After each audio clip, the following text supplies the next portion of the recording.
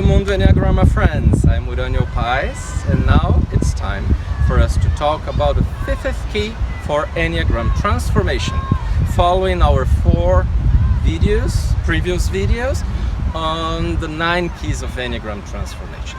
So what is the fifth key for us to truly transform ourselves using the Enneagram? The key is navigate through the Enneagram diagram.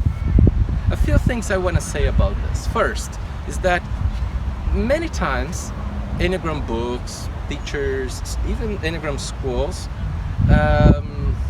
try to teach the Enneagram in a way that is a little bit disconnected from the Enneagram symbol. And although I can see a point on that, in approaches that are initial and to publics that might find the Enneagram symbol a little weird or resist against it. So I think it's okay in introductory approaches to do something about that, not mentioning the diagram. I don't think at all that it is okay that teachers, books and schools do not mention the Enneagram diagram and do not integrate it in the core teaching about the Enneagram. The Enneagram is an ancient system, and the symbol is ancient and must be very central in our teaching.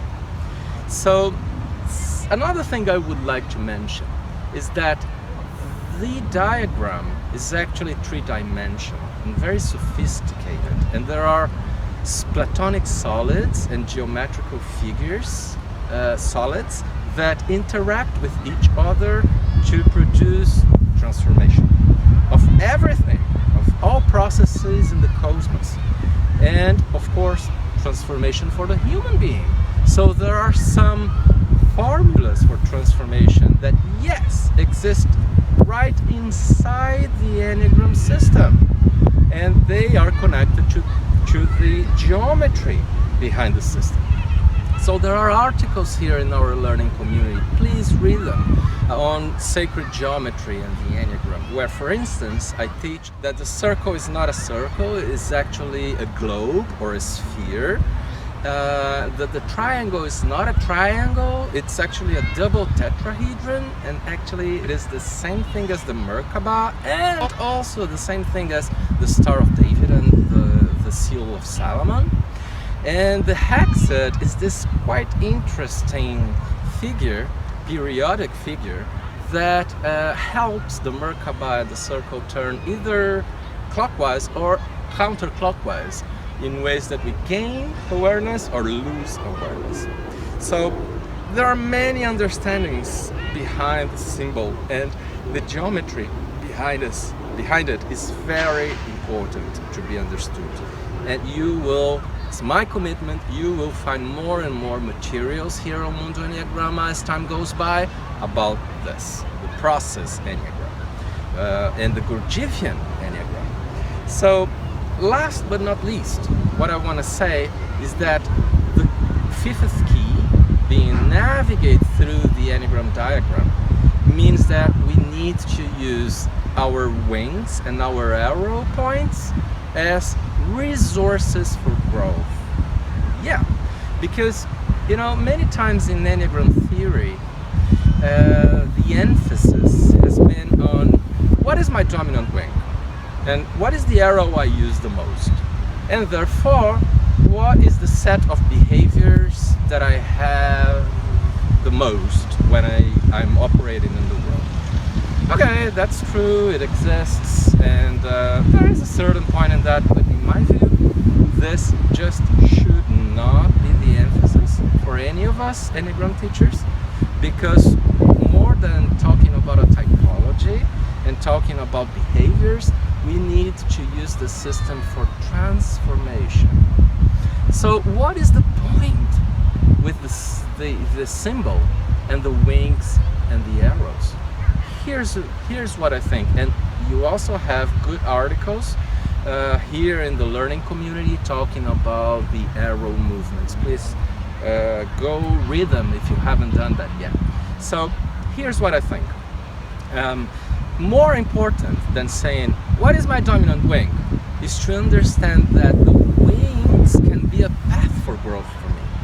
For instance, as a 5, I can go to 4 and then get a few characteristics of 4, especially being in touch with my heart and inspiration and allowing myself to dream higher and so on, and then come back to 5, and when going to 6, I'm operating more in the world and being more connected to things and being more in touch with risks in a good way, and also with courage in a very good way, and doing things like being more engaged with things and even feeling a little more anxious, just to overcome that calmness that 5s have, that can be good in certain situations but do not help 5s grow much, because 5s need to be more engaged with life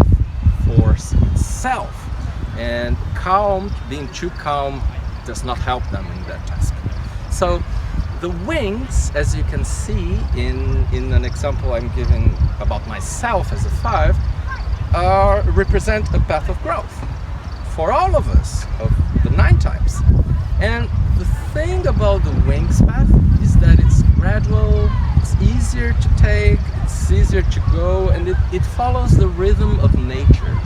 So it's sort of sequential and easier to integrate. So what the wings movement represent is a path of evolution, while the arrows path is revolution. Revolution, not only evolution. Why? Because when we use the 2 arrow movements, which for me is going to 8 and coming back to 5 and then going to 7, when I go that way, I am much more committed to transforming myself in a radical way, alchemic way. And it's harder, but also there are bigger possibilities for change and bigger potential results for that. So it's quite useful in times when life is challenging us more, or when we want to grow faster, to use the arrows movements for a bigger transformation. And we also need to go to the arrow against first, which is 8 for me, then go back to our type, and only then go with the arrow, following the movement of the arrow, because it's not easy at all to sustain ourselves in the point with the arrow unless we have gone first to the point against the arrow. And we'll talk much more about this on Enneagram, but I think you get a sense of what happens. Just to mention my own example again, like I did with the wings, as a 5, when I go to 8, I come to my body, I get grounded, and I stay connected with people, confronting a bit more, and saying what I didn't like instead of just isolating myself emotionally or being apart from people, and being in touch and being grounded and being practical, and also spontaneous. Then, only then, I can go to 7 and enjoy life and do things that have to do with experience and not only theory, and go towards joy, which is something that scares 5s at times, and so on. So I think you get it. The 2 points we are connected to, the 2 arrows, are quite special for us, and they are more or less deconstructors of our personality if we know how to use them. So please, just remember this 5th key of Enneagram transformation. Use the Enneagram symbol for your own sake, and please consider both the wings and the arrows movements, not to mention the whole geometry behind this beautiful diagram. And that's it. I hope you keep enjoying our videos on transformation and our many other materials here and now on our Mundo Enneagram